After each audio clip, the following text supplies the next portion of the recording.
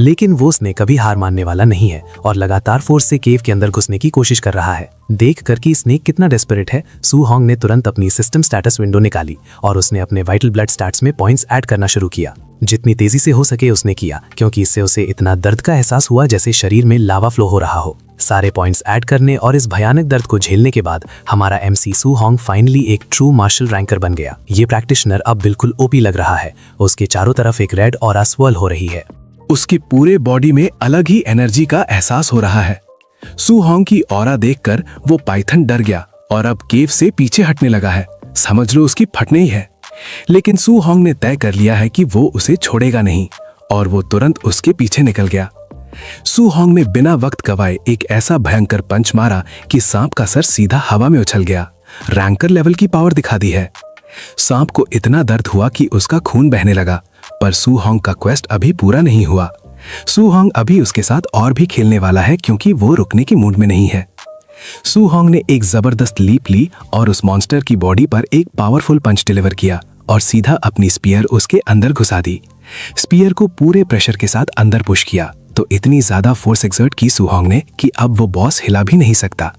सू Hong ने उस giant सांप को जमीन पर पिन कर दिया है। इससे सू होंग को एक परफेक्ट चांस मिला है कि वो इस मॉब को खत्म कर सके। एमसी अपना OP skill thunder rush fist charge करता है और फिर सीधा उस बॉस स्नेक के सर पर बिना किसी मर्सी के अटैक करता है।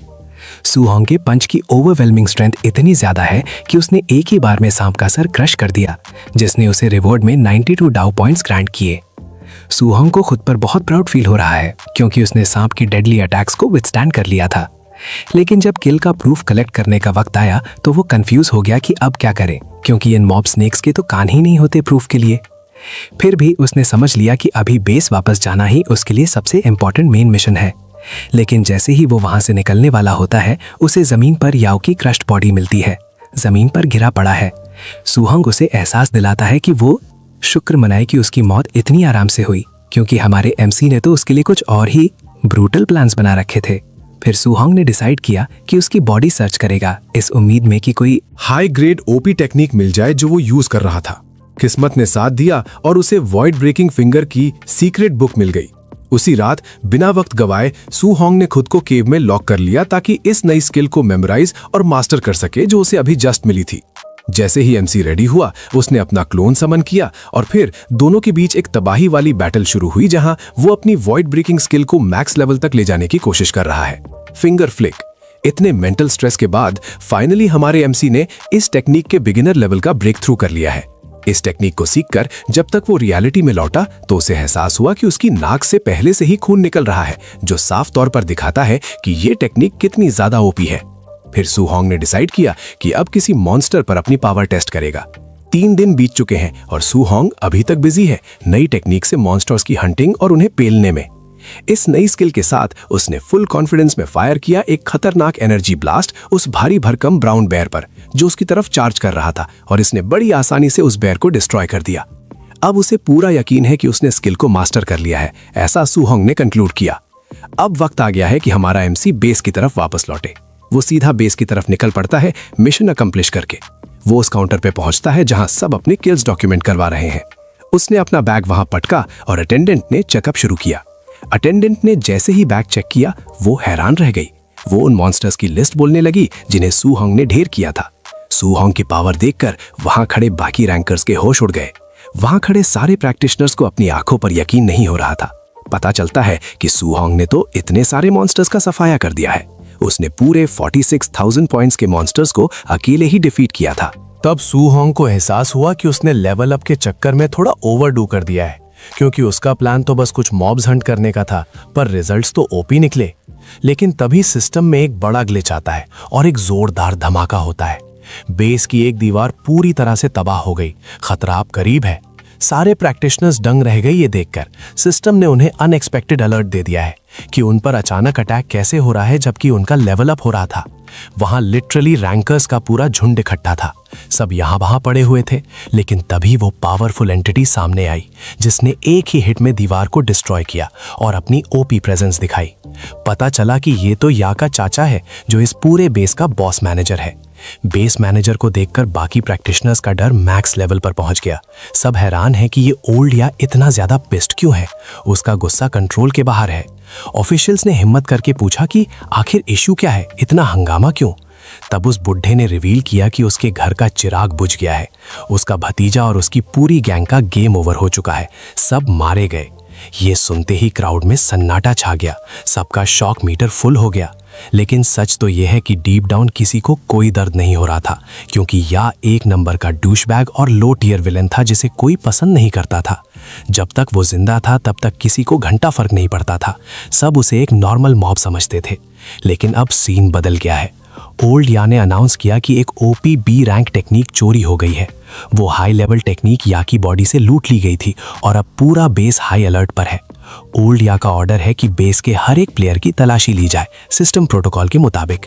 जब तक सर्च कंप्लीट नहीं होता किसी को भी बेस से एग्जिट करने की परमिशन नहीं दी जाएगी। हमारा एमसी सू होंग एकदम स्ट्रेट फेस बनाए रखता है, जैसे उसने कोई क्वेस्ट फेल ही ना किया हो। उसके दिमाग में जंगल में हुए उस खतरनाक एनकाउंटर की सारी डिटेल्स चल रही हैं। सू होंग को पता है कि वहां क्या दर्दनाक हादसा हुआ था और किस तरह सबका गेम ओवर हुआ। वो कॉन्फिडेंट है कि उन कॉर्प्सेस का कोई भी ट्रेस उस तक नहीं पहुंचेगा, बिल्कुल एक प्रो रैंकर की तरह, क्योंकि टेक्निकली उस पाइथन मॉन्स्टर ने ही या और उसकी पूरी नूब टीम को खत्म किया था। सू होंग अभी अपनी अगली मूव के बारे में सोच ही रहा था कि अचानक माहौल बदल गया। ओल्ड या ने अचानक अपनी बॉस लेवल नजरें सू होंग पर लॉक कर दी, जो काफी शॉकिंग था। सू होंग को एहसास हुआ कि सिचुएशन रिस्की हो सकती है। ओल्ड या अब सीधा उसकी तरफ देख रहा है। ओल्ड या ने सू होंग की तरफ रुख किया और उससे कुछ कहने के लिए अपना मुंह खोला कि उसे एमसी के इस लेटेस्ट फीड का पूरा एहसास है। वो बीस्ट्स को ऐसे ढेर कर रहा है जैसे वो महज कुछ भी नहीं हो, और इससे उसने 4 लाख से भी ज्यादा पॉइंट्स लूट लिए हैं। तभी ओल्ड या की एक असिस्टेंट कहती है कि उसने सू होंग के स्टैंड स्कैन किए हैं और वो तो मुश्किल से टियर 1 अर्ली स्टेज के लायक भी नहीं है, तो ये इम्पॉसिबल है कि उसने इतने ज्यादा हाई लेवल बीस्ट्स को खत्म किया हो। उस लेडी को लगता है कि सू होंग ने बस या का बैकपैक चुरा लिया है और वो सजेस्ट करती है कि अब सू होंग की तलाशी ली जाए। तभी 2 बॉडीगार्ड्स एक खतरनाक इंटिमिडेटिंग ऑरा के साथ सू होंग की तरफ बढ़ते हैं और उसे कमांड देते हैं कि वक्त है, चुपचाप हमारे साथ कोऑपरेट करो। लेकिन जैसे ही वो उस पर हमला करने ही वाले होते हैं, उनके पहुंचने से पहले ही सू होंग अपनी स्पीयर उनकी तरफ पॉइंट करके उन्हें टारगेट लॉक कर लेता है। उन मॉब्स को कुछ समझ आता उससे पहले ही एमसी ने अपनी पोजीशन ले ली। वो पूछते हैं कि ये क्या नौटंकी है, आखिर ये लड़का क्या पुल ऑफ करने की कोशिश कर रहा है। तब सू होंग रिवील करता है कि वो स्टार सिटी नंबर 1 हाई का स्टूडेंट है, जो कि एक टॉप टियर गिल्ड जैसा है। वो उन्हें सीधा चैलेंज देता है और पूछता है कि क्या उनमें सच में इतनी पावर है कि वो एक हाई रैंकर स्टूडेंट की तलाशी लेने की जुर्रत करेंगे। जैसे ही ओल्ड या ये सुनता है, उसके दिमाग में सिस्टम अलर्ट बजने लगता है। उसे याद आता है कि वहां का प्रिंसिपल कितना खतरनाक है। वो प्रिंसिपल अपने स्टूडेंट्स को फियर्सली प्रोटेक्ट करने के लिए पूरे सर्वर में मशहूर है। ओल्ड या को एहसास होता है कि वो प्रिंसिपल कोई मजाक नहीं बल्कि एक असली ओपी लेवल का प्लेयर है, इसलिए उससे पंगा लेना मतलब अपनी आईडी हमेशा के लिए डिलीट करवाने जैसा है। तो उससे क्रॉस करने का कोई सेंस नहीं बनता, क्योंकि रिजल्ट्स बहुत दर्दनाक होंगे। लेकिन फिर भी उसे लगता है कि सू होंग की वाइब काफी सस्पिशियस है। ओल्ड या सीक्रेटली एडमिट करता है कि कुछ तो गड़बड़ है। अगर सू होंग कोई जीनियस लेवल का ओपी रैंकर निकला तो इन सबकी वाट लग जाएगी, क्योंकि अगर उसी ने सारे हाई लेवल बीस्ट्स को हंट किया है तो उसका लेवल अलग है। मतलब इस पर गलत क्वेस्ट अक्यूज करना इनके लिए बहुत बड़ा दर्द बन जाएगा। तभी ओल्ड या रुको कहकर सू होंग के पास जाता है और सीन समझाने लगता है। वो बताता है कि कैसे या और उसकी टीम पर एक खतरनाक एम्बुश हुआ था। वो झूठ बोलता है कि उनकी एक सीक्रेट टेक्निक चोरी हो गई है, जिसका उसे गहरा एहसास है। और अब उन्हें शक है, इसलिए उन्हें एमसी की इन्वेंट्री सर्च करनी पड़ेगी। लेकिन सू होंग कोई आम प्लेयर नहीं है, उसने उल्टा एक नया सिस्टम क्लॉज ऐड कर दिया। उसने ओल्ड या से कहा कि ये सर्च मुफ्त में नहीं होगी, उसे डील करनी पड़ेगी। सू होंग ने डिमांड किया कि उसे बदले में सीधा 30,000 यूएन पॉइंट्स चाहिए। वक्त आ गया है डिसाइड करने का, क्योंकि अगर उसके पास कुछ नहीं मिला तो उन्हें ये मोटी रकम देनी पड़ेगी। सू होंग का कॉन्फिडेंस लेवल एकदम ओपी है। सू होंग को पूरा यकीन है कि उन्हें उसके पास कोई भी लूट नहीं मिलेगी। जो कुछ भी हुआ है उसकी जड़ वही बंदा है, पूरा किस्सा उसी पर खत्म होता है। ओल्ड या डील के लिए राजी हो गया और उसने अपने मार्क्स को ऑर्डर दिया कि सू होंग की ठीक से तलाशी लो, कोई भी आइटम छुपना नहीं चाहिए। पूरी चेकिंग के बाद भी उन्हें कुछ नहीं मिला और फिर या ने अपने बंदों को सू होंग की 30,000 यूएन पॉइंट्स की बची हुई पेमेंट देने को कहा। सू होंग को एहसास हुआ कि सब कुछ प्लान के मुताबिक है। सू होंग खुश था कि हर मूव सही पड़ रही है और ये सब उसकी स्ट्रैटेजी थी, क्योंकि उसने फॉरेस्ट लीव करने से पहले ही वो सीक्रेट बुक जला दी थी। सिस्टम में कोई एरर नहीं छोड़ा। सर्च के बाद एमसी सू होंग ने वहां से निकलने की तैयारी शुरू की और अगली क्वेस्ट के लिए उसका मास्टर प्लान पहले से ही रेडी था। हर मूव को उसने एक रैंकर की तरह मैप आउट कर लिया था। अब सू होंग सीधा अपने नए मकसद की तरफ निकल गया। मार्शल प्रैक्टिशनर बेस के भीतर एक बार सेटल होने के बाद एमसी ने सोचा कि अब वक्त आ गया है अपने सिस्टम पॉइंट्स को यूज करने का, पर पॉइंट्स का बैलेंस देखकर वो दंग रह गया। इतना ओपी स्टॉक, इतनी बड़ी संख्या में पॉइंट्स देखकर उसे अपनी आंखों पर यकीन नहीं हुआ, लेकिन इतने ऑप्शंस देखकर वो थोड़ा कंफ्यूज हो गया कि किसे चुनना है। उसे एहसास हुआ कि उसकी मॉर्टल बॉडी और स्पिरिट स्टैट्स को अभी तक कोई अपग्रेड नहीं मिला। स्टार्ट से लेकर अब तक लेवल वही का वही था, तो अपग्रेड तो बनता है। एमसी काफी क्यूरियस था, तो उसने डिसाइड किया कि चलो इन स्टैट्स को बूस्ट करते हैं। उसने बिना समझे अपने सारे पॉइंट्स स्पिरिट और मॉर्टल बॉडी में इन्वेस्ट कर दिए। एक के बाद एक उसने पॉइंट्स का ढेर अपनी स्पिरिट और बॉडी पर डंप कर दिया। जब मॉर्टल बॉडी पॉइंट से भर गई तो उसने रुको नहीं कहा। उसने बचे हुए सारे पॉइंट्स अपनी स्पिरिट में पुश कर दिए। ये अपग्रेड इतना बड़ा था कि पूरे सिस्टम में हलचल मच गई, और ये पावर इतनी थी कि एमसी के शरीर में खतरनाक बदलाव शुरू हो गए। एक ऐसी बॉडी जिसे सू होंग अब खुद महसूस कर सकता है। स्पिरिट स्किल उसे पूरी तरह ट्रांसफॉर्म करने ही वाली थी, एक ओपी मस्कुलर बीस्ट में। लेकिन सू होंग ने इस पावर को डायल डाउन कर लिया। उसे सुकून मिला कि वक्त रहते उसने सिचुएशन संभाल ली, क्योंकि अगर ट्रांसफॉर्मेशन हो जाती तो दुनिया के सामने इसे एक्सप्लेन करने का कोई रास्ता नहीं बचता। कोई ये बात समझ नहीं पाता। 1 घंटे बाद हमारा एमसी सीधा star city martial practitioner association की तरफ गया। एसोसिएशन के रिसेप्शन पर वो अटेंडेंट से मिलता है और उसे बताता है कि वो यहाँ अपने लेवल्स चेक करवाने मार्शल प्रैक्टिशनर असेसमेंट के लिए आया है। वो लेडी उसे बड़े काम तरीके से देखती है और कहती है कि बस थोड़ी देर रुको, जल्द ही एक स्टाफ मेंबर तुम्हें असेसमेंट रूम दिखाकर तुम्हारा रैंक टेस्ट करेगा। बिल्कुल वैसा ही हुआ। एक स्टाफ मेंबर रास्ता दिखाने के लिए प्रकट हुआ और एमसी को उस सीक्रेट जोन की तरफ ले गया जहां उसका मेन रैंक टेस्ट होना था। रुको, जैसे ही वो वहां से गुजरा और बाकी प्रैक्टिशनर्स के पास से निकला तो उन्हें एहसास हुआ कि सब हैरान थे, क्योंकि एक बच्चा इतने हाई लेवल का टेस्ट देने पहुंच गया था। तभी सिस्टम स्टाफ ने सू होंग को इन्फॉर्म किया कि टियर 1 मार्शल रैंकर बनने के लिए 100 वाइटल ब्लड और 1000 से ज्यादा कॉम्बैट पावर का होना बहुत जरूरी है, तभी इस एग्जाम को पास किया जा सकता है।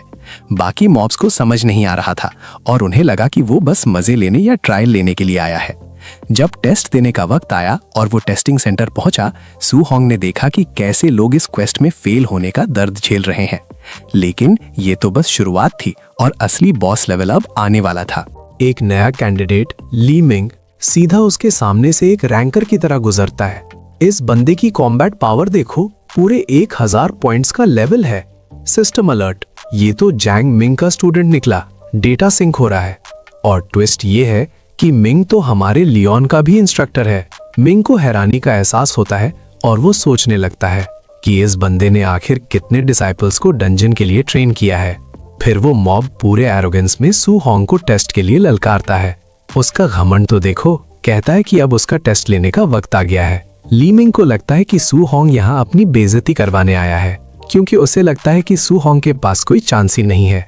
लेकिन सिस्टम ने तो गेम ही पलट दिया है। अचानक उसकी सारी हवा निकल जाती है और उसका एटीट्यूड ठंडा पड़ जाता है जब उसे पता चलता है कि सू होंग ने वाइटल ब्लड टेस्ट क्लियर कर लिया है, पूरे 123 पॉइंट्स के साथ। ये तो ओपी लेवल स्टैट्स हैं भाई। पर फिर भी वो मॉब अपने दर्द को छुपाकर काम होने की कोशिश करता है।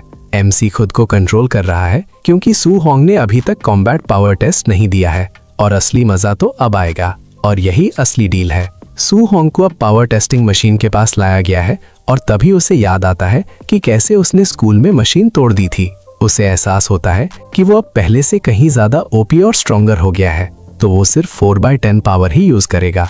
लेकिन अचानक उसे समझ आता है कि ये प्लान उल्टा पड़ सकता है, क्योंकि अगर उसने बहुत ज्यादा हल्का हाथ रखा और रिक्वायर्ड पावर लेवल रीच नहीं हुआ तो सब गड़बड़ हो जाएगी, रिजल्ट बुरा हो सकता था। इसलिए उसने वक्त रहते डिसाइड किया कि वो अपनी 5/10 पावर यूज करेगा ताकि कोई एरर ना आए।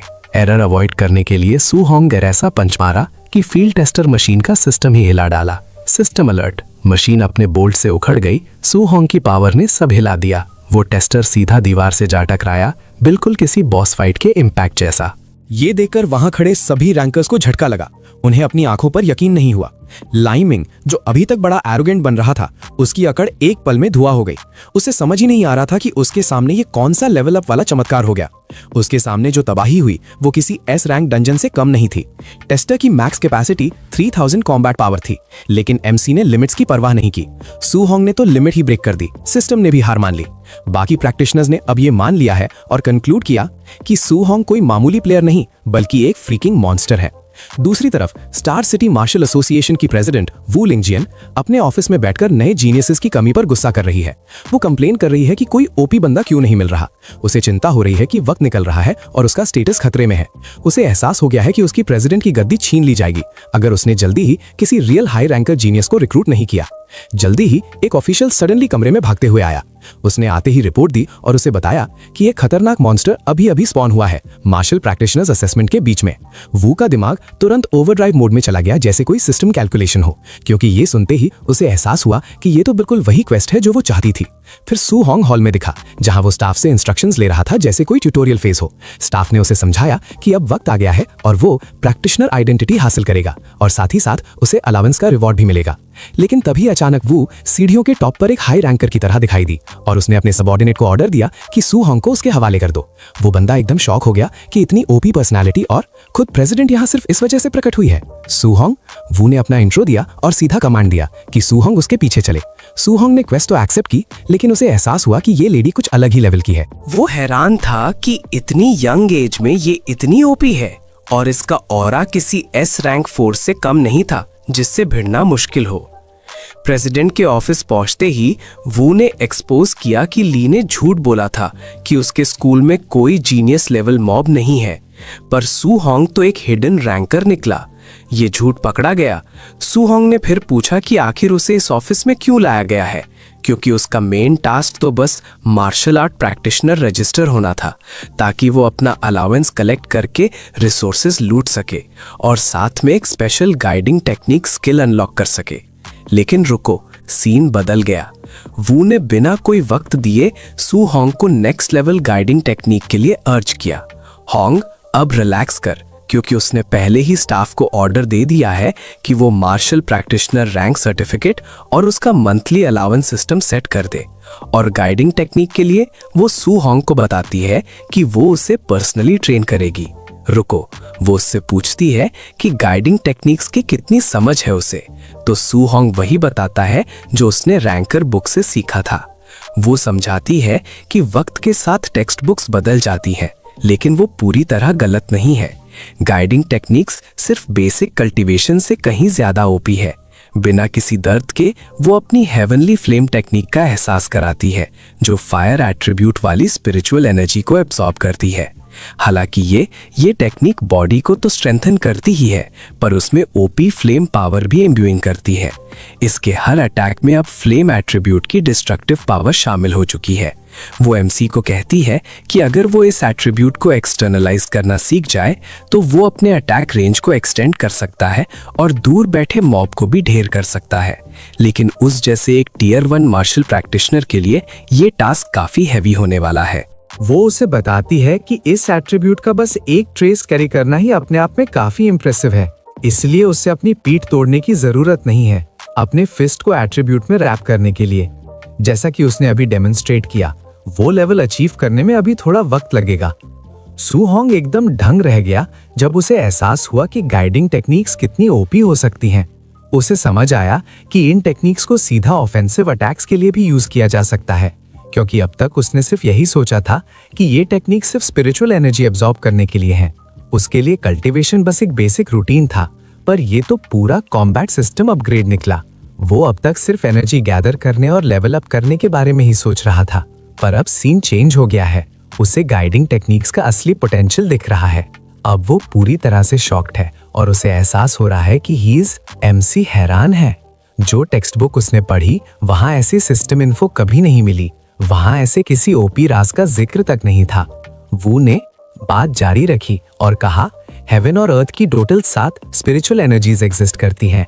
यहाँ metal, would, water, fire, earth, thunder और विंड है। वो कहती है कि इन सब के अपने स्ट्रेंथ्स और वीकनेसेस हैं, लेकिन जब बात रॉ अटैक पावर की आती है तो थंडर रैंक 1 पे है, मेटल रैंक 2 और फायर रैंक 3 पर स्टैंड करता है।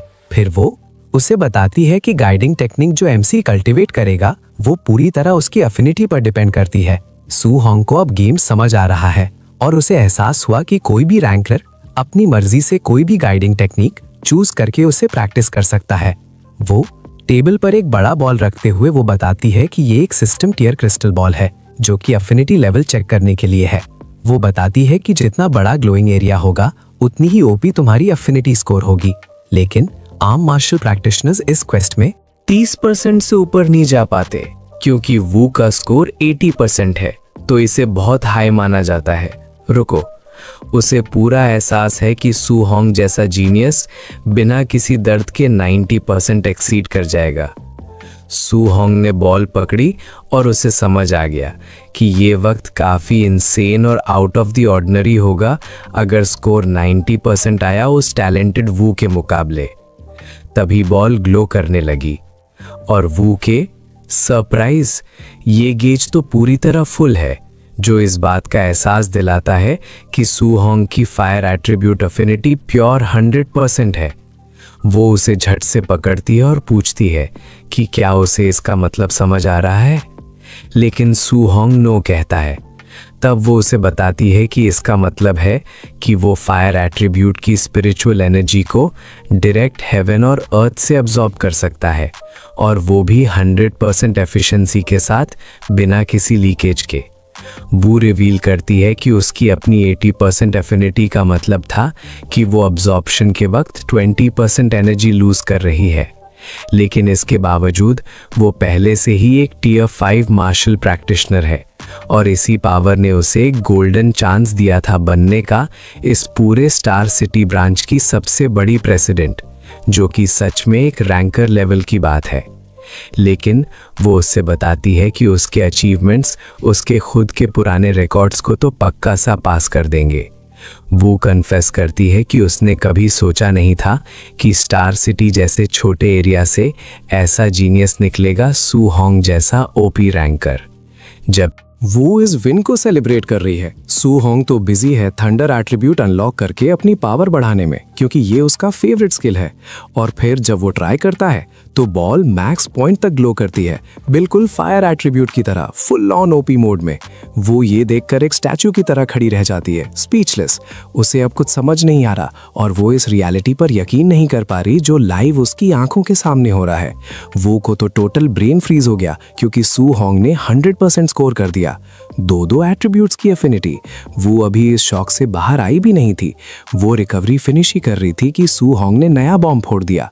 सू होंग ने उसे बताया कि विंड एट्रीब्यूट भी पूरा 100% मैक्स है। कुछ ही वक्त बाद वू का वहां से हिलना मुश्किल हो गया क्योंकि उसका सिस्टम हैंग हो गया था। उसका मूव करना नामुमकिन था। वो इस पावर को देखकर पूरी तरह डर गई थी।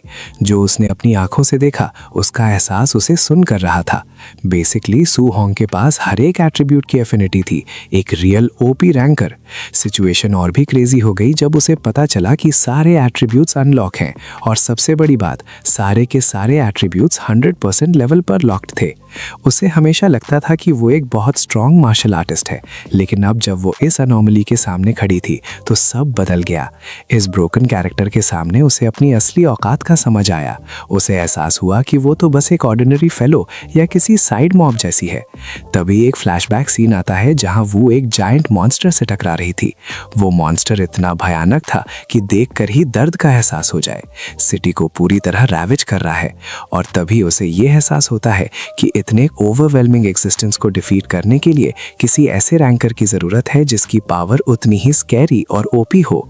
वो अपने ख्यालों में पूरी तरह लॉस्ट था, इससे पहले कि सू होंग ये मेंशन करे कि उसके लिए सिर्फ थंडर एट्रीब्यूट को कल्टीवेट करना एक बड़ा वेस्ट होगा, जबकि बाकी सारे एट्रीब्यूट्स को ऐसे ही छोड़ दिया जाए। सू होंग ने फिर वू से गाइडिंग टेक्निक्स के लिए कुछ एक्सपर्ट एडवाइस मांगी। स्किल डेवलपमेंट का वक्त आ गया था। वू ने तब उसे समझाया कि एक प्लेयर की एनर्जी लिमिटेड होती है, इसलिए बेहतर यही है कि वो ज्यादा से ज्यादा 1 या 2 पर ही फोकस करें। मैक्स इतने ही एलिमेंट्स हैंडल करना सिस्टम के हिसाब से सही रहेगा। सुना है कि पास्ट में कोई ऐसा जिद्दी रैंकर था जिसने सारे के सारे 7 एलिमेंट्स कल्टीवेट करने का रिस्क लिया था, एक साथ सारी गाइडिंग टेक्निक सीखने की कोशिश। लेकिन फिर दशकों गुजर गए और ये बेचारा अभी तक वहीं फंसा हुआ था। Rank tier 1 martial practitioner. तब सू होंग ने प्रेसिडेंट को सीधा बोल दिया कि वो अभी डिसाइड नहीं कर सकता, क्योंकि इस वक्त उसका माइंड कोई एक बात चुनने को तैयार नहीं। इसीलिए वो सभी स्किल्स को पहले ट्राई करना चाहता है ताकि उसे समझ आ सके कि फोकस किस क्वेस्ट पर करना है। फिर वो मान तो गई, लेकिन रुको, उसने कहा कि फालतू टाइम वेस्ट मत करना, वरना तेरा इतना ओपी टैलेंट मिट्टी में मिल जाएगा और दर्द का एहसास भी नहीं होगा। फिर वो ने एक नए मिशन यानी स्कूल एग्जाम का जिक्र किया। ये एग्जाम आने वाला है और सू होंग ने पूछा कि इस एग्जाम की बातें क्यों हो रही हैं, और उसने समझाया कि सिस्टम के मुताबिक बात सिर्फ एग्जाम की नहीं है, क्योंकि मिरियाड रेल्म्स के बॉर्डर्स पर अब फ्रिक्शन बहुत बढ़ गई है। मिरियाड रेसेस का बैटलफील्ड अब खतरनाक तरीके से इंटेंस हो चुका है। वो अलर्ट करती है कि मिरियाड रेसेस और ह्यूमंस के बीच ये महायुद्ध किसी भी वक्त शुरू हो सकता है। वक्त बहुत कम बचा है। इसी वजह से हर एक नेशन अब अपना सारा रिसोर्स और power genius level training camps बनाने में झोंक रही है ताकि ओपी रैंकर्स तैयार हो सके। और उसके पास एक ऐसा कैंप है जिसे वो एमसी को रेकमेंड करना चाहती है। लेकिन रुको, उसे अपनी स्कूल के मंथली एग्जाम में रैंक 1 लाना ही होगा, तभी वो उसके लिए वो एक्सक्लूसिव रिकमेंडेशन स्लॉट सिक्योर कर पाएगी। सू होंग इस हैवी इन्फॉर्मेशन लोड से थोड़ा ओवरवेल्म्ड हो जाता है। उसे तुरंत एहसास होता है कि इसी मिरियड रेस वॉर ने उसके पेरेंट्स को मारा था। वो दर्द और गुस्सा अब उसके वेन्स में लेवल अप हो रहा है। उसे याद आता है कि उस मिरियड वॉर ने उससे उसका सब कुछ छीन लिया था। वही जंग थी जिसने उसके पेरेंट्स की जान ली थी। ये उसका पर्सनल मैटर है। सब कुछ याद करते हुए सू होंग प्रेसिडेंट को पूरा अश्योर करता है कि वो अपना 100% देगा और इस चैलेंज को हर हाल में फतेह करेगा। ये बेस्ट सिनेरियो है क्योंकि एमसी अब और बुरा होने नहीं देगा। पास्ट की वो दर्दनाक ट्रेजेडी अब रिपीट नहीं होगी। सिस्टम ने मना कर दिया है। लेवल अप तो करना ही होगा क्योंकि उसे और भी ओपी और स्ट्रॉन्गर बनना है। अपने आसपास के हर बंदे को प्रोटेक्ट करना ही उसका मेन क्वेस्ट है। उसी रात सू होंग घर पहुंचता है अपने पेरेंट्स को स्टैट्स दिखाने, रैंक अपग्रेड और नए डेवलपमेंट्स के बारे में सब बताता है। दोनों को बहुत सुकून मिला और एहसास हुआ कि उनका लड़का अब रियल रैंकर बन गया है। उनका बच्चा अब इतना केपेबल हो गया है कि सिस्टम भी हैरान है। सू होंग ने समझाया कि टियर 1 रैंकर होने के नाते गेम ही बदल गया है। मार्शल प्रैक्टिशनर के तौर पर उसकी स्किल्स अब नेक्स्ट लेवल पर हैं। 10,000 यूएन का अलाउंस हर महीने एमसी ने जैकपॉट मार लिया है। फिर वो अपने अंकल से कहता है कि अब टेंशन मत लो, रुको और चिल करो। अब आपको मौत तक घिसने की जरूरत नहीं क्योंकि एमसी अब ओपी हो गया है। अंकल के दिल को ठंडक मिली और उन्हें एहसास हुआ कि वक्त बदल गया है। इसका फाइनल कंक्लूजन यही है कि सू होंग ही पूरे फैमिली का असली पिलर है। तो अब सू होंग जो भी ऑर्डर देगा वही सबसे ऊपर माना जाएगा। वो हर हाल में उसकी बात सुनने वाला है। और फिर उस रात सू होंग अपने रूटीन के मुताबिक छत पर गया ताकि वो अपने फायर एट्रीब्यूट को टेस्ट कर सके। लेकिन तभी उसने अपने हाथों से धुआं निकालना शुरू किया, जो गाइडिंग टेक्निक में एक बिगिनर लेवल का एहसास दिलाता है। लेवल अप होने वाला है। तभी अचानक एक नया गाइडिंग टेक्निक सेक्शन उसके स्टेटस विंडो पर रिवील हुआ और इस बात ने सू होंग के शक को कंफर्म कर दिया कि उसने ये स्किल ऑलरेडी अनलॉक कर ली है। पर रुको, तभी उसने नोटिस किया कि इस टेक्निक के तो अलग ही लेवल्स हैं। ये तो बड़ा सरप्राइज था क्योंकि वक्त के साथ सब बदल रहा था। लेकिन वू ने कभी भी इस ओपी फीचर के बारे में कुछ नहीं बताया। लेकिन जल्दी ही उसे यह एहसास होता है कि सीन कुछ और ही है, कि ये गाइडिंग टेक्निक्स सिर्फ वही मास्टर कर सकता है और जब ये लेवल अप होंगी तो वो ओपी बन जाएगा। इसी एक्साइटमेंट में वो डूब गया। लेकिन रुको, उसके मन में एक बड़ा सवाल था कि आखिर ये लेवल अप सिस्टम एक्टिवेट कैसे होता है। उसे लगा कि क्या ये टेक्निक्स अपग्रेड हो सकती हैं मार्शल डाउ पॉइंट्स के जरिए, क्योंकि अभी उसका मैकेनिज्म समझ नहीं आ रहा था। तो वो डिसाइड करता है कि पहले बाकी बची हुई गाइडिंग टेक्निक्स को कल्टीवेट करे। सू होंग तभी वही बैठ गया और अपनी टेक्निक्स पर फोकस करने लगा। पूरी तरह से इन गाइडिंग टेक्निक्स में ध्यान लगाया, लेकिन कई घंटे बिताने के बाद भी कोई प्रोग्रेस नहीं मिल रही थी। ये दुख का दर्द अलग था क्योंकि ये सातों अलग अलग एट्रीब्यूट्स एक दूसरे को रिपेल कर रहे थे। तभी उसे उस जीनियस की याद आई जिसका जिक्र वू ने किया था, जो शायद इस इम्पॉसिबल टास्क को हैंडल करना जानता था। डेकेड्स गुजर गए लेकिन बेचारा अभी भी टियर 1 रैंकर बन के स्टक था। इतना वक्त निकल गया लेकिन भले ही इसके पास सातों एट्रीब्यूट्स का पोटेंशियल था, ये सारी पावर्स इसके अंदर हैं, पर सिस्टम का एहसास इसे अभी तक नहीं हुआ था क्योंकि ये एमसी एक वक्त पर सिर्फ एक ही एट्रीब्यूट को मोबिलाइज कर पा रहा था। जब भी ये किसी सेकंड एट्रीब्यूट को फोर्स करता तो अंदर ही अंदर महायुद्ध शुरू हो जाता। पावर्स के बीच वायलेंट क्लैश होता और फिर एनर्जी पूरी तरह से वैनिश हो जाती। सू होंग को समझ आ गया था कि थंडर और फायर दोनों ही सिमिलर नेचर के ओपी एलिमेंट्स हैं, इसलिए इसने ठान लिया कि अब वो इन दोनों को एक साथ कल्टीवेट करके सिस्टम ब्रेक करेगा। ये एक टफ क्वेस्ट थी, लेकिन सू होंग ने इन दोनों एलिमेंट्स को फ्यूज करने का फैसला किया। घंटों की मेहनत के बाद भी सू होंग को अभी तक लेवल अप वाला रिजल्ट नहीं मिला था। उसका डिजायर्ड रिजल्ट अचीव नहीं हुआ, लेकिन इसने हार मानना सीखा ही नहीं था। ये स्ट्रगल अगले दिन तक चलती रही। दर्द इतना कि कोई नॉर्मल मॉब होता तो कब का मर जाता, लेकिन तभी चमत्कार हुआ। सू होंग ने थंडर और फायर दोनों को एक साथ टेम कर लिया। एक ही वक्त पर दोनों एलिमेंट्स इसके कंट्रोल में आ गए। असली रैंकर वाली वाइब। फिर सू होंग ने एक ऐसा डिस्ट्रक्टिव फायरबॉल बनाया जिसे देखकर सब दंग रह जाएं। उसके हाथ में लाइटनिंग चमक रही है और एमसी को खुद पर पूरा गर्व है, क्योंकि पूरी रात कड़ी तपस्या और मेहनत करने के बाद ये टेक्निक काम कर गई। तो अब वो समझ गया है कि गेम बदलने वाला है। उसने डिसाइड किया कि अब इस नई पावर को टेस्ट करने का वक्त आ गया है।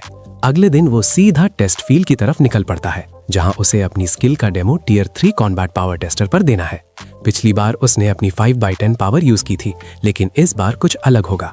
इस बार उसने सोचा कि सिर्फ 3/10 पावर ही काफी होगी बॉस लेवल इम्पैक्ट के लिए। सू होंग ने अपनी ताकत को फोकस किया और टेस्टर पर एक खतरनाक पंच मारा, और रिजल्ट्स देखकर सब दंग रह गए, क्योंकि मार्क 2000 के भी पार था। सू होंग को अब एहसास हुआ कि वो कितना ज्यादा ओपी बन चुका है। उसने फाइनली समझ लिया कि उसका लेवल अप किस हद तक हो गया है। इतनी ताकत देखकर वो रुका नहीं, बल्कि उसने एक नया प्लान बनाया। तो अब वो अपनी अलग अलग पावर्स को कंबाइन करने का फैसला लेता है। फायर और थंडर की पावर्स को मर्ज करके देखते हैं कि क्या होगा। उसने मशीन पर एक और ओपी पंच मारा और इस बार तो मशीन ही चकनाचूर हो गई। सू होंग को एहसास हुआ कि उसकी पावर अब सच में टेरिफाइंग लेवल पर पहुंच चुकी है, क्योंकि उसने 2 खतरनाक एबिलिटीज को फ्यूज करके एक्स्ट्रा ऑर्डिनरी पावर हासिल की थी। सू होंग अभी से ही फ्यूचर के बारे में सोचने लगा है कि तब क्या माहौल होगा जब उसके पास सारे के सारे 7 एट्रीब्यूट्स का एक्सेस होगा। सू होंग फिर अपने बेस पर वापस जाता है ताकि 3 एट्रीब्यूट्स को एक साथ फ्यूज करने का ट्राई करे, लेकिन ये मिशन फेल हो गया, क्योंकि ये पहले से भी ज्यादा हार्ड है। उसने हर तरह के कॉम्बिनेशंस ट्राई करके देख लिए हैं, पर कोई प्रोग्रेस नहीं हो रही। सिस्टम बिल्कुल स्टक है। वो सोच रहा है कि क्या गाइडिंग टेक्निक का लेवल अप करने से उसे कोई मदद मिलेगी या नहीं। सिस्टम सारी टेक्निक सक्सेसफुली फ्यूज हो गई हैं, क्योंकि मंथली एग्जाम का वक्त अब कल ही है। तो सू होंग समझ गया कि यही सबसे बेस्ट रहेगा कि वो ढेर सारे मार्शल पॉइंट्स ग्राइंड कर ले अगले दिन के क्वेस्ट से पहले। अगले दिन स्कूल में ली सभी स्टूडेंट्स को एड्रेस करता है, बताते हुए कि फ्रंट लाइंस पर माहौल काफ़ी टेंस है।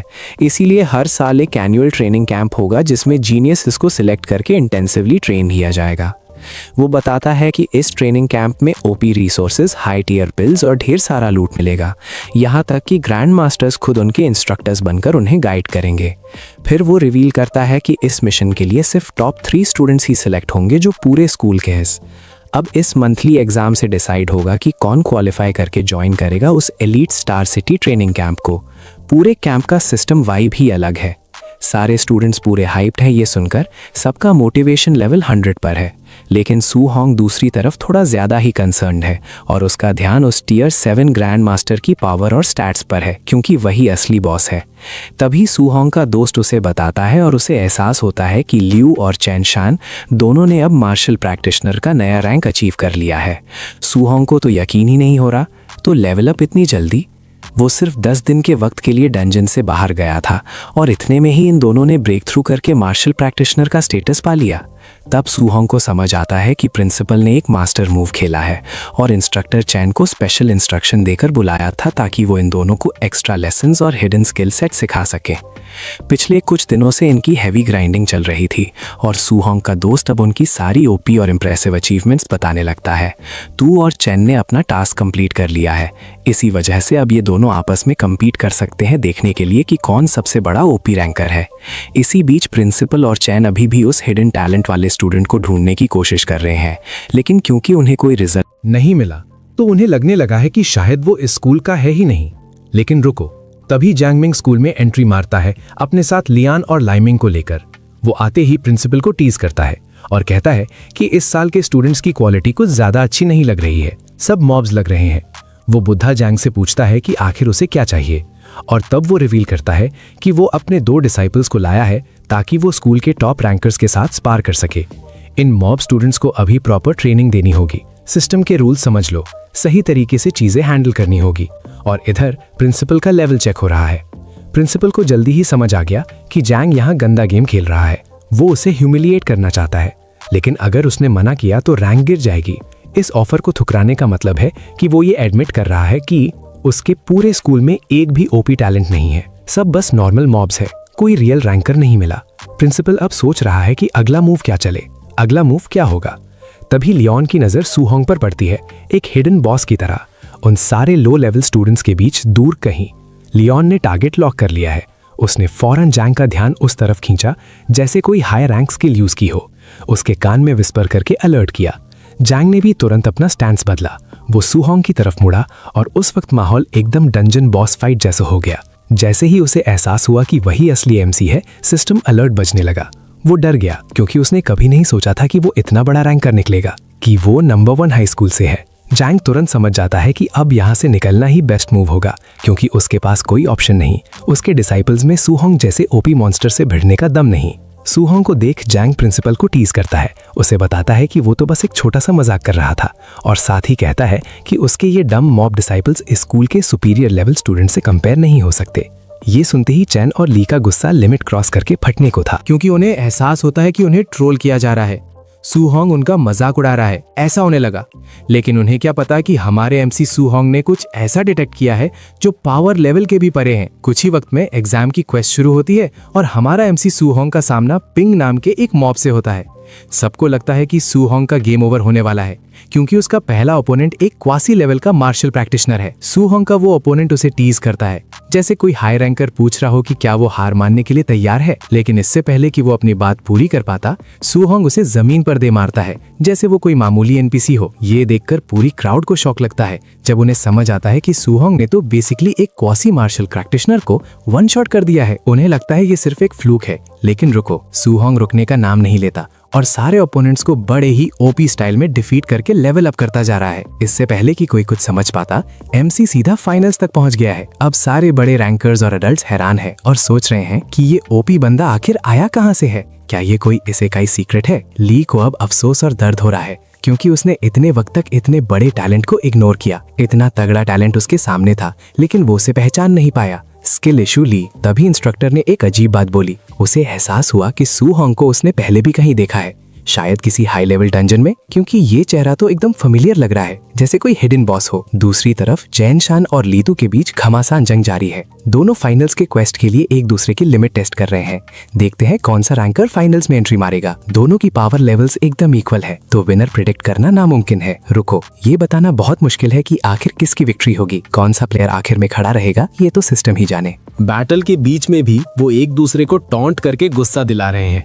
इस स्कूल का सबसे ओपी रैंकर कौन है और कौन है वो जो स्कूल में रैंक 2 पर आता है। लेकिन तभी चेन ने अपना हिडन एट्रीब्यूट एक्सटर्नलाइज कर दिया और अपने फिस्ट्स पर फायर रैप कर ली। सबका सिस्टम शॉक हो गया। देखने वालों के होश उड़ गए, क्योंकि फायर एलिमेंट की पावर सिर्फ थंडर से ही सेकंड है जब बात तबाही मचाने की हो। डिस्ट्रक्टिव पावर के मामले में थंडर के बाद फायर ही किंग है। फिर तू ने सबको शॉक कर दिया अपना एट्रीब्यूट रिवील करके। उसने मेटल एट्रीब्यूट निकाला जो फायर से भी ज्यादा ओपी है। जब बात डिस्ट्रक्टिव कैपेबिलिटीज की हो तो मेटल फायर से ऊपर रैंक करता है। इसका डिस्ट्रक्टिव लेवल तो दुश्मन को राख कर देगा। तू ने चेन पर क्वेस्ट की तरह हमला किया और ऐसी फास्ट पेस अटैक्स की सबका दिमाग सुन हो गया। चेन को उसकी अटैक्स का असली दर्द और हीट का एहसास होने लगा। टीचर्स को अब समझ आया कि तूने अपना असली लेवल छुपा रखा था और वो कब से अपनी असली डेप्थ और पावर को हाइड कर रहा था। ये तो सिर्फ शुरुआत है, इसीलिए तो ये रैंकर काबिल है चेन जैसे मॉब को डिफीट करने के। इंस्ट्रक्टर ने टू को कमेंट किया और कहा कि उसने एट्रीब्यूट एक्सटर्नलाइजेशन जैसी ऊपी स्किल मास्टर कर ली है, वो भी सिर्फ 10 दिन में। ये तो नेक्स्ट लेवल स्पीड है, और ऊपर से मिनट सटल्टी का रैंक भी अनलॉक कर लिया। उस ओल्ड मैन ने कंक्लूड किया कि अब खेल खत्म है। कहता है कि फाइनल्स देखने का कोई फायदा नहीं, वक्त बर्बाद है, क्योंकि इस मिनट सटल्टी के सामने सूहोंग का कोई चांस नहीं बचा। टू ने उसे आउट रैंक कर दिया है। इंस्ट्रक्टर ने एग्री किया, कहा कि सूहोंग एक लो लेवल प्लेयर बन जाएगा। अगर उसके पास कोई गाइडिंग टेक्निक होती तो शायद कोई चांस बनता। लेकिन तभी एक इंस्ट्रक्टर ने नया क्वेस्ट एक्सेप्ट किया और 50,000 क्रेडिट्स की बेट सूहोंग पर लगा दी, और ओल्ड मैन ने तुरंत सिस्टम कॉल की तरह ये डील लॉक कर दी। शर्त पक्की। जल्द ही सूहोंग और टू फाइनल्स के बैटल अरीना में आमने सामने होते हैं। टू सूहोंग को टीज करता है, उसे बोलता है कि तेरा लक काफी ओपी था जो तू फाइनल्स तक लेवल अप कर गया, क्योंकि रास्ते में तेरा इनकाउंटर मेरे या चेन जैसे रैंकर से नहीं हुआ। लेकिन वो उसे समझा देता है कि उसकी लक की स्ट्रीक वाला वक्त अब पूरी तरह खत्म हो चुका है। सू होंग बिल्कुल म्यूट रहता है क्योंकि उसे इस बात का एहसास है और वो खुश है कि इतने लंबे टाइम तक डंजन बीस्ट से लड़ने के बाद फाइनली उसे कोई ढंग का ह्यूमन बॉस मिला है पीटने के लिए। टू सू होंग से कहता है कि उसे प्राउड होना चाहिए क्योंकि अब वो पूरे स्कूल में खुद को सेकंड बेस्ट रैंकर बुला सकता है क्योंकि उसने फाइनल्स तक की क्वेस्ट अनलॉक कर ली है। सू होंग ने फुल ऑन टॉन्ट मारा और पूछा कि सबसे पहला बलि का बकरा कौन बनेगा, और तभी टू उसकी तरफ लंच करता है जैसे कोई हाई रैंक मॉब अटैक कर रहा हो। वो बोलता है कि जाहिर है वो ही पहला है। टू ने अपनी पावर अनलीश कर दी। उसने 5 resonance thunder rush fist skill चला दी जिससे पूरा अरीना थर्रा गया। स्पेक्टेटर्स तो शॉक हो गई ये ओपी मूव देखकर, लेकिन एमसी ने रास्ते से हटने का नाम नहीं लिया। इस खतरनाक अटैक को डॉज करने के बजाय सू होंग वहीं खड़ा रहा। उसने डिसाइड किया कि वो अपनी फिजिकल प्रोवेस और बॉडी डिफेंस को टेस्ट करेगा। उसकी बॉडी की स्ट्रेंथ देख सब दंग थे। बाकी स्टूडेंट्स रेफरी पर चिल्लाने लगे। वो बोल रहे थे रुको, सू होंग को बचाओ। सबको लगा कि उसकी एचपी 0 होने वाली है क्योंकि सबको लगा कि सू होंग अभी इस अटैक से पूरी तरह ऑब्लिटरेट हो जाएगा। टू सू होंग ने पलटकर टू पर जंप किया और दोनों के बीच घमासान शुरू हो गया। दोनों एक दूसरे पर पंचेस की बारिश करने लगे। टू को एक झटका लगा और वो शॉक हो गया। उसे अब इस बात का एहसास हुआ कि सू होंग उसके सामने बराबरी से डटकर खड़ा है। सू होंग अपनी एक सीक्रेट स्किल यूज करके उसे टक्कर दे रहा था, लेवल अप इमिनेंट। सू होंग ने अपनी इंटेंसिटी मेंटेन रखी है, बिल्कुल किसी बॉस लेवल प्लेयर की तरह। और टू को अब यह एहसास हो रहा है कि सू होंग कोई बच्चों का खेल नहीं है क्योंकि उसका हर एक पंच किसी हाई रैंकर के अटैक की तरह बहुत ज्यादा हैवी फील हो रहा है। स्पेक्टेटर्स तो दंग रह गए हैं क्योंकि सू होंग ने अभी तक कोई स्पेशल मार्शल टेक्निक यूज नहीं की, लेकिन फिर भी वो बिना किसी स्किल के अपने स्टैट से हर एक ब्लो को बराबरी से मैच कर रहा है। इससे क्राउड समझ गई है कि सू होंग की स्ट्रेंथ कोई मामूली मजाक नहीं है। इंस्ट्रक्टर को अब पूरा यकीन हो गया है कि सू होंग के पास कोई यूनिक फिजिक या कोई हिडन ओपी बफ है, क्योंकि बिना किसी सिस्टम सपोर्ट के इतनी एग्जैजरेटेड पावर होना नामुमकिन है। ली तो एकदम एक्साइटेड हो गया है कि उसके इस ट्रैश टियर स्कूल से फाइनली एक एस रैंक जीनियस निकल कर आया है। बैटल अब नेक्स्ट लेवल पर पहुंच गई है। तू सीधा सू होंग को वार्न करता है कि यह गलतफहमी मत पाल कि तेरे पास जीतने का कोई भी चांस बचा है, क्योंकि एंड में असली विनर तो मैं ही बनूंगा। तू की ये डेस्पिरेशन देखकर सू होंग को ये एहसास होता है कि सिर्फ नॉर्मल फिजिकल स्ट्रेंथ से इस बंदे को हराना नामुमकिन है। ये मॉब नहीं, बॉस लेवल थ्रेट है। तो अब वक्त आ गया है कि सू होंग भी अपना लेवल अप करे और उसके खिलाफ ऑल आउट चला जाए। फिर सू होंग तू को साफ बोल देता है कि अब मैं सीरियस मोड ऑन कर रहा हूँ क्योंकि तूने अपनी फुल पावर दिखाकर मुझे मजबूर कर दिया है। अगले ही पल सू होंग अपनी बॉडी से खतरनाक थंडर एट्रीब्यूट रिलीज करता है और बिजली की रफ्तार से डैश मारता है। ये नजारा देखकर तू के दिल में डर बैठ जाता है क्योंकि उसने ख्वाब में भी नहीं सोचा था कि सू होंग इतना ओपी निकलेगा। एमसी के पास एक हिडन ट्रम्प कार्ड है। स्पेक्टेटर्स भी हैरान है कि ये क्या मूव है। पूरे अरीना में सब सोच रहे हैं कि आखिर सीन क्या चल रहा है। वो टीचर तो मेंढक की तरह चीखने लगा जब उसने ये देखा। जब उसने देखा कि सू होंग कैसे थंडर टेक्निक को मास्टर लेवल पर हैंडल कर रहा है। कुछ ही सेकंड्स में तू को एहसास हो गया कि वो बुरी तरह फंस चुका है। सू होंग की टेक्निक इतनी ओपी है कि तू ओवरवेल्म हो रहा है क्योंकि सू होंग का थंडर एट्रीब्यूट उसकी सोच से भी ज्यादा खतरनाक निकला। उसका थंडर पावर तू के मेटल एट्रीब्यूट को तिनके की तरह तोड़ रहा है। तो अब होंग ने तू को सिग्नल दे दिया है कि मजाक का वक्त खत्म। अब एमसी सीरियस मोड में आ गया है और असली गेम दिखाने वाला है। सिस्टम अलर्ट, एमसी अपना असली ट्रम्प कार्ड रिवील करने वाला है। उसने 2 पर 9 रेजोनेंसेस अनलीश कर दिया, रैंकर लेवल स्किल। उसने 2 को पूरी तरह ट्रैश कर दिया। बाकी मॉब स्टूडेंट्स तो सदमे में चले गए। शुरुआत में तो सब स्टन रह गए कि ये बॉस लेवल पावर कहां से आई, लेकिन जब उन्हें समझ आया कि सू होंग ने क्या लेवल अप कर लिया है, जीत गया। क्राउड पागल हो गई है ये देखकर कि कैसे उसने बस 9 रेजोनेंसेस यूज किए। ली और उस इंस्ट्रक्टर को भी अब समझ आ गया है कि सू होंग ही वही ओपी स्टूडेंट था जो उनकी नजरों से वैनिश हो गया था उस दिन। प्रिंसिपल ने तब इंस्ट्रक्टर से कहा कि तुम किसी आम जीनियस को नहीं देख रहे क्योंकि ये स्कूल का असली ड्रैगन स्टार है। इंस्ट्रक्टर नर्वस होकर हंसने लगा और बोला ट्रेनिंग कैंप के उन प्रिविलेज जीनियसेस को अब एक ब्रूटल शॉक मिलने वाला है। उसने सू होंग को एक ऐसे ड्रैगन से कंपेयर किया जो सोर करने के लिए बना है लेकिन किसी पॉन्ड में सिंक होने के लिए नहीं। प्रिंसिपल ने भी उससे एग्री किया और कहा सू होंग तो वर्ल्ड स्टेज पर चमकने के लिए, ये इंटरनेशनल लेवल का मामला है, कोई स्टार सिटी जैसा नॉर्मल रूरल प्लेस नहीं। स्टार सिटी के दिन गए। उस रात सू होंग एक अलग ही स्वैग में था। उसके चेहरे पर वो किलर स्माइल थी जब वो घर लौटा। और जब उसके गार्डियंस ने पूछा कि रैंक 1 पर कौन सा रैंकर आया है तो उसने प्राउडली रिवील किया कि मैं ही हूं वो OP player. Boss level entry थी उसकी। उसके अंकल ने पूछा क्या इसका मतलब तेरा सिलेक्शन ट्रेनिंग कैंप के एलीट लेवल के लिए हो गया है? System confirm? हाँ, उसने रिप्लाई दिया। लेकिन तभी अचानक दरवाजे पर दस्तक हुई। System notification, stranger alert. जब वो चेक करने गए कि बाहर कौन सा मॉब है तो उनका सामना एक एरोगेंट औरत से हुआ जो फुल एटीट्यूड में थी। उसने रिवील किया कि वो सू होंग के स्कूल के लिन न्यान की मदर है क्योंकि अक्सर स्कूल सिर्फ टॉप 3 रैंकर्स को ही आगे भेजता है। एलीट ट्रेनिंग कैंप में लेवल अप करने के लिए ट्रेनिंग कैंप में उसका बेटा 4th रैंक लाया तो वो नौटंकी करने लगी और सू होंग को ब्राइब देने का गंदा प्लान बनाने लगी। वो चाहती थी कि सू होंग अपना स्पॉट उसके बेटे के लिए छोड़ दे, लेकिन उसे क्या पता एमसी से पंगा ले रही है। उसने 30,000 UN ऐसे निकाले जैसे कोई बहुत बड़ा ऊपी ट्रेजर दिखा रही हो। उसे लगा इतना पैसा काफी है और सू होंग और उसके गार्डियंस को ऑफर देने लगी। कहती है कि ये लो तुम्हारी कीमत। बस इतना ही पे करने का दम था इस मॉब कैरेक्टर में। उसे लगा ये लोग पैसों पे टूट पड़ेंगे, पर सिस्टम ने कुछ और ही डिसाइड किया था। उनके चेहरों पर वो कोल्ड एक्सप्रेशन और किलर इंटेंट देखकर उसकी हालत खराब हो गई। वो शॉक हो गई और उन पर चिल्लाने लगी क्योंकि उसका फेक सुपीरियरिटी का क्वेस्ट फेल हो गया था।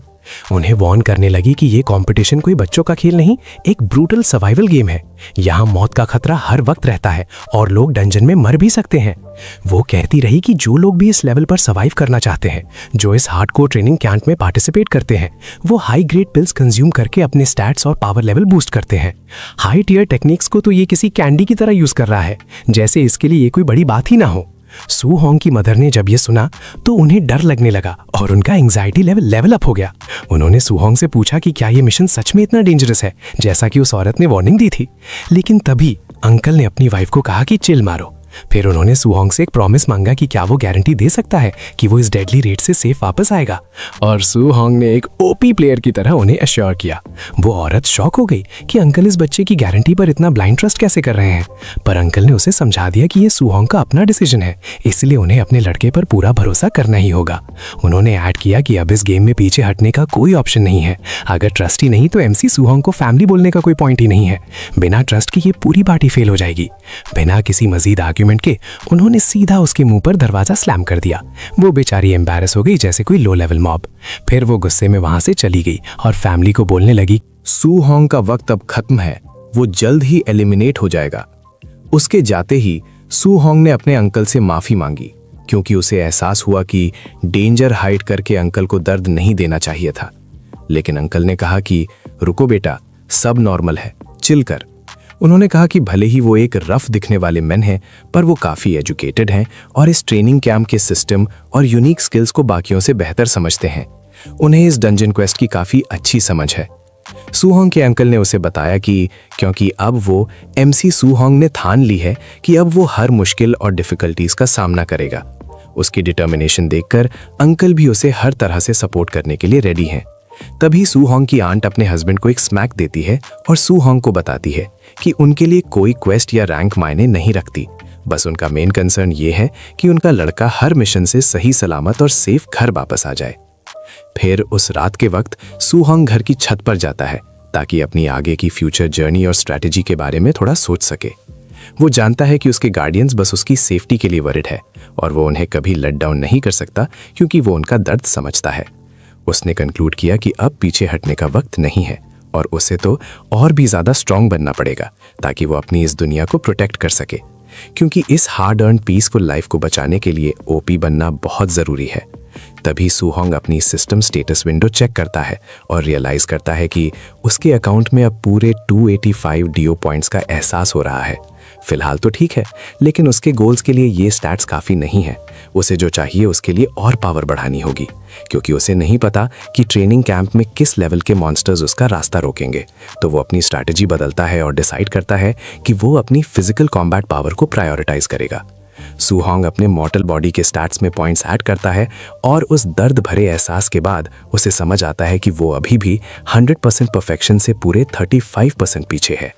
अचानक उसका ध्यान जाता है कि थंडर और हेवनली फ्लेम टेक्निक्स ने ऑलरेडी बिना रुकावट के लेवल 2 अचीव कर लिया है। सू होंग को याद आता है कि उसने गाइडिंग टेक्निक्स की प्रैक्टिस सिर्फ कुछ ही वक्त के लिए की थी। वो सोचता है कि क्या कोई एक्स्ट्रा हिडन कंडीशंस की जरूरत है या फिर ये गाइडिंग का नॉर्मल कल्टीवेशन ही इतना ओपी है। ऐसी स्पेशल टेक्निक्स जो एट्रीब्यूट्स को तेजी से लेवल अप होने देती हैं, क्योंकि ये पॉसिबल है तो सू होंग ने डिसाइड किया कि वो बार को एक नए लेवल पर सेट कर देगा। अगले दिन का वक्त जब हुआ तो सू होंग ने ग्राइंड करके रीच कर लिया था लेवल 3 अपने दोनों एट्रीब्यूट्स पर, और तो और उसकी वाइटल ब्लड टेक्निक में ये इजाफा हुआ पूरे 3 पॉइंट्स का। जब सू होंग ने फाइनली जाने की तैयारी की तो उसकी आंट ने कहा रुको और सेफ रहना, और अगर चीजें ज्यादा डेंजरस होने लगे तो बिना किसी दर्द की परवाह किए भागना। लेकिन अंकल को समझ थी और उन्हें एहसास था कि सू होंग के पास ओपी टैलेंट है जो उसे सक्सेसफुल बनाएगा, और उन्होंने सू होंग को बोला कि ट्रेनिंग कैंप जाओ और वहाँ के टॉप रैंकर बनो। सबसे ऊपर वही था। उसके जाने के बाद सू होंग के अंकल ने आखिरकार दिखा ही दिया कि वो कितने परेशान थे, लेकिन वो बस टफ एक्ट करके रैंकर वाइब दे रहे थे। तभी कुछ ही देर में वो अपनी सवारी सू होंग के पास रोकती है और उसे कार में लोड होने को बोलती है। सू होंग ने कमांड फॉलो किया और अपनी ओपी स्पीयर को उस चमकती हुई लाल रंग की कन्वर्टेबल कार के पीछे सेट किया। वू ने हाईवे को इनक्रेडिबल स्पीड से चीर दिया और सू होंग पूछता है कि आखिर उसका मकसद क्या है। वो उसे तब बताती है कि यहाँ कुछ ऐसी चीजें हैं जिनकी वार्निंग उसे देनी जरूरी है। ट्रेनिंग कैंप की डेंजरस क्वेस्ट के बारे में वो मेंशन करती है कि प्रेसिडेंट के तौर पर एसोसिएशन के पास कुछ ऐसे डेंजरस पार्टिसिपेंट्स का सीक्रेट डेटा है। ये ऐसी इंफॉर्मेशन है जिसका एक्सेस सिर्फ उसके पास है। वो रिवील करती है कि यहाँ कुछ ऐसे मार्शल आर्ट प्रैक्टिशनर्स भी हैं जो ऑलरेडी टियर 2 के बिल्कुल करीब पहुंच चुके हैं। पार्टिसिपेंट्स के बीच ऐसे हिडन रैंकर्स देखकर माहौल गर्म है। वो बताती है कि इस ट्रेनिंग कैंप में असली मॉन्स्टर्स भरे पड़े हैं और उनका लेवल इतना ओपी है कि उनकी सबसे वीक टेक्निक्स भी सीधा बी रैंक की हैं। स्किल सेट तो देखो इनका। लेकिन सू होंग ने जब ये सुना तो डरने के बजाय वो और ज्यादा एक्साइटेड हो गया, क्योंकि उसके लिए ये किसी हाई लेवल बॉस क्वेस्ट से कम नहीं था, क्योंकि वो बी रैंक टेक्निक्स को भी चुटकियों में मास्टर करने का दम रखता है। वो मानती है कि टैलेंट के मामले में सू होंग एकदम ब्रोकन एमसी वाइब देता है।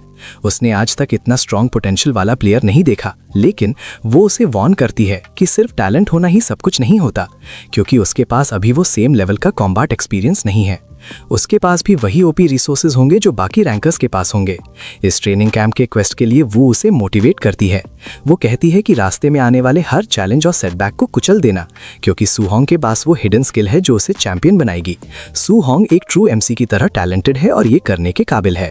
सू होंग वू को एडवाइस के लिए थैंक्स बोलता है और वो ये देखकर हैरान है कि सू होंग का कंपोजर एक हाई लेवल रैंकर जैसा काम है। उसे एहसास है कि ये कोई आम जगह नहीं, फिर भी वो इतना शांत है, जबकि उसे पता है कि वो एक मौत से भरी डेंजरस जगह जा रहा है। थोड़े वक्त बाद स्टार सिटी हाई के 3 पार्टिसिपेंट्स एक व्हीकल में ट्रैवल करते हुए दिखते हैं।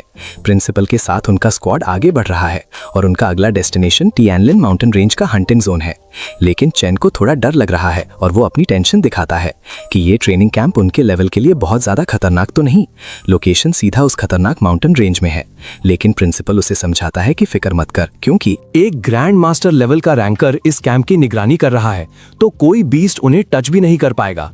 लेकिन बताया जाता है कि ये माउंटेन रेंज बाकी सिटीज से कनेक्टेड है और वहां ऐसे मॉन्स्टर्स मौजूद हैं जो पावर लेवल में सीधा रैंक 7 ग्रैंड मास्टर्स के बराबर की ताकत रखते हैं।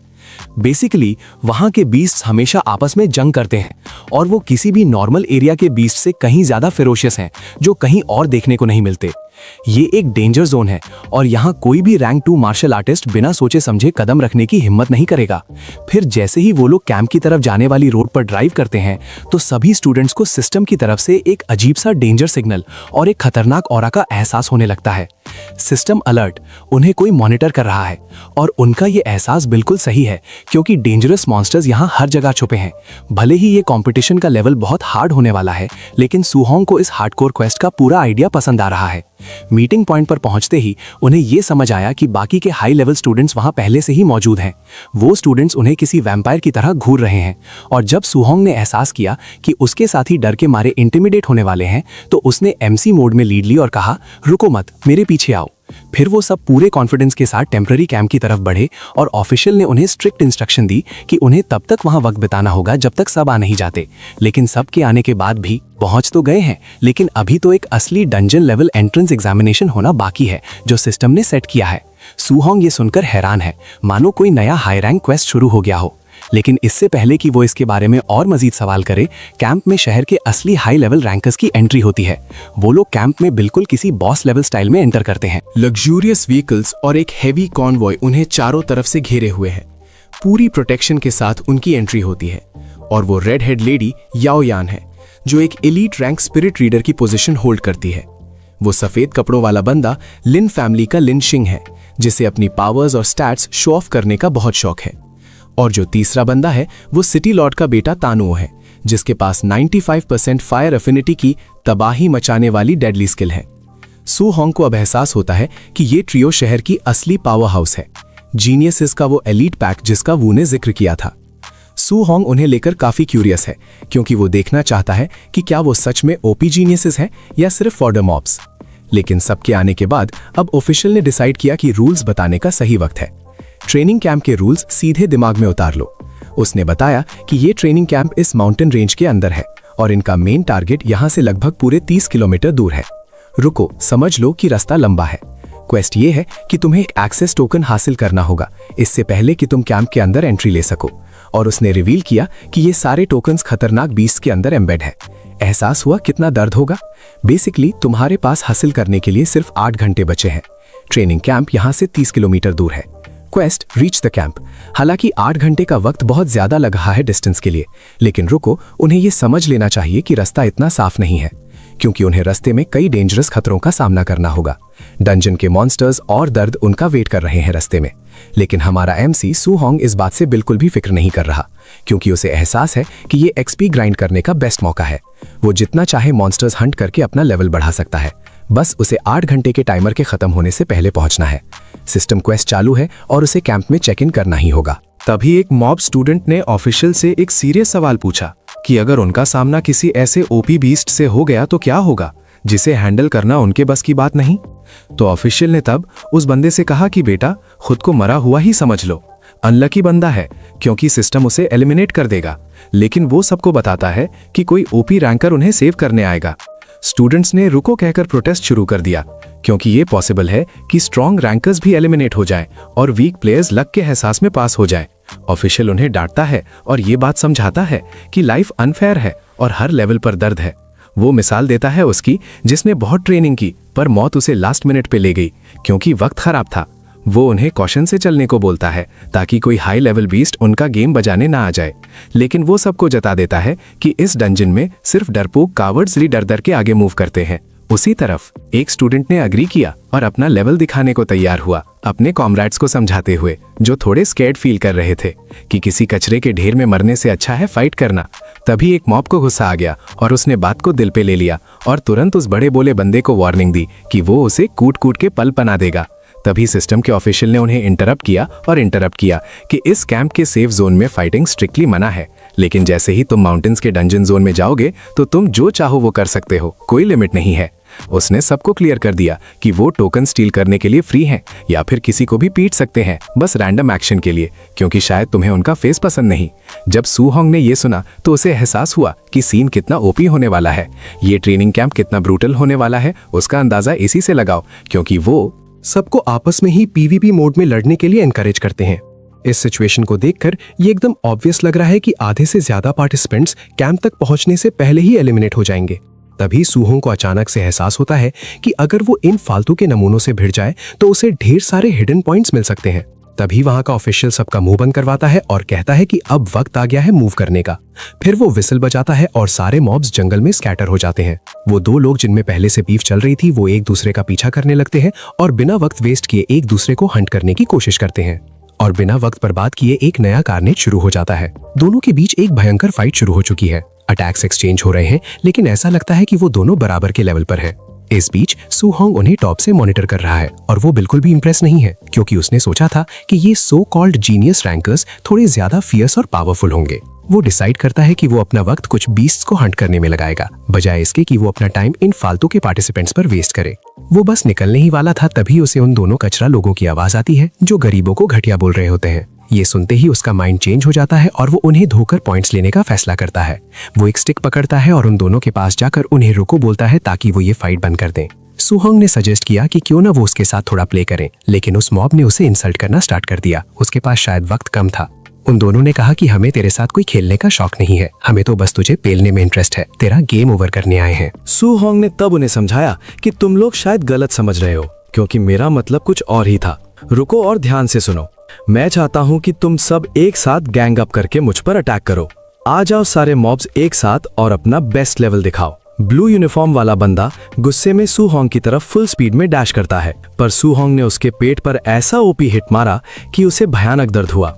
वो बंदा सीधा हवा में उड़ता हुआ डिस्टेंस में गायब हो गया। जैसे ही दूसरे बंदे ने यह नजारा देखा, उसे अपनी मौत का एहसास हुआ। उसे समझ आ गया कि सामने वाला कोई आम रैंकर नहीं बल्कि असली मॉन्स्टर है। कुछ तो गड़बड़ है, सिस्टम एरर लग रहा है, क्योंकि ये बंदा तो इसके साथ बराबर के रैंक का होना चाहिए था, लेकिन सू होंग ने तो ओपी मूव दिखाते हुए इसे एक ही सिंगल हिट में ढेर कर दिया। वो अभी ये सोच ही रहा होता है कि ये क्या वक्त है, जब सू होंग अपना अगला मूव बनाता है और सीधा उसकी तरफ डैश करता है। वो उसके सर पर अपनी स्टिक से इतना तगड़ा दर्द वाला डैमेज देता है कि वो पूरी तरह नॉकआउट हो जाता है उन्हें बुरी तरह पीटने के बाद सूहोंग उन्हें समझ और एहसास दिलाता है कि ये उनका पनिशमेंट है, क्योंकि उन्होंने उस जैसे कॉमनर्स को हल्के में लेने की गलती की थी। कंट्रोल रूम के रैंकर्स तो दंग रह गए जब उन्होंने सूहोंग को अचानक से प्रकट होकर इन दोनों को वन शॉट करते देखा। वो अपने बॉस से पूछते हैं अगर इन दोनों को पहले से ही एलिमिनेटेड कंसिडर किया जा रहा है, लेकिन वो बताता है कि इन्होंने रेस्क्यू रिक्वेस्ट नहीं की, जिसका मतलब है कि ये मॉब्स अभी भी गेम के अंदर एक्टिव हैं। कुछ ही वक्त बाद दोनों उठ जाते हैं। सूहोंग से मिली उस ह्यूमिलिएशन का दर्द और गुस्सा उनका लेवल अप कर देता है। फिर ये दोनों बहाने बनाने लगते हैं कि अगर उन्होंने सूहोंग को अंडर एस्टिमेट नहीं किया होता तो उनकी जीत पक्की थी। क्योंकि अब दुश्मन कॉमन है तो दोनों फ्रेंड्स बन जाते हैं ताकि मिलकर सूहोंग से अपना रिवेंज ले सकें। उन्होंने वही स्टिक उठा ली है जो सूहोंग ने उन्हें धोने के लिए यूज की थी, ताकि वो उस स्टिक से एमसी पर पलटवार कर सकें और सूहोंग को हरा सकें। उन्होंने वो स्टिक उठाई जो उसने उन्हें पीटने के लिए यूज की थी, ताकि वो उसे इस्तेमाल कर सकें उसके खिलाफ भी। लेकिन इस बीच हमारा ओपी सूहोंग तो एमसी मॉन्स्टर्स को चीरने में बिजी है। वो तेजी से भागते हुए सीधा जंगली बोर्ड्स के एक झुंड के सामने आता है जो पैक्स में बहुत अग्रेसिव मूव कर रहे थे, और जैसे ही उन्होंने एमसी को देखा उन्होंने सीधा उस पर डैश मार दिया। लेकिन सूहोंग ने उन्हें मक्खन की तरह काट के रख दिया सिर्फ एक सिंगल स्ट्राइक में। उन्हें पूरा वाइप आउट करने के बाद उसने नोटिस किया कि पहले तो उसे डजन्स ऑफ मार्शल डाउ पॉइंट्स मिला करते थे, क्योंकि तब सिर्फ एक मार्शल प्रैक्टिशनर को डिफीट करना ही बहुत था। लेकिन जब से उसका लेवल अप हुआ है और वो और भी ओपी हुआ है, तब से ये पॉइंट रिवॉर्ड्स बहुत ही ज्यादा कम और छोटे होते जा रहे हैं। सिस्टम का अलग ही दर्द है। सूहोंग को फिर याद आता है कि उसे तो कुछ टोकन्स भी चाहिए। वो अनडिफीटेड बोर्ड्स को चीरने लगता है, जिन बोर्ड्स को उसने अभी हराया था, लेकिन वहां उसे मिलता है एक भी टोकन नहीं। एमसी हैरान है कि उन सभी बीस्ट के पास कोई टोकन्स नहीं थे जिन्हें उसने डिफीट किया। लेकिन तभी उसे एहसास हुआ कि ये सारे टोकन्स तो सिस्टम ने हायर लेवल के बीस्ट्स में हाइड किए हैं। 30 मिनट्स के वक्त के बाद सूहोंग को समझ आया कि अब उसे कोई लो लेवल मॉब्स मिल ही नहीं रहे हैं, जबकि इस फॉरेस्ट में एंटर करते वक्त हर जगह मॉब्स थे।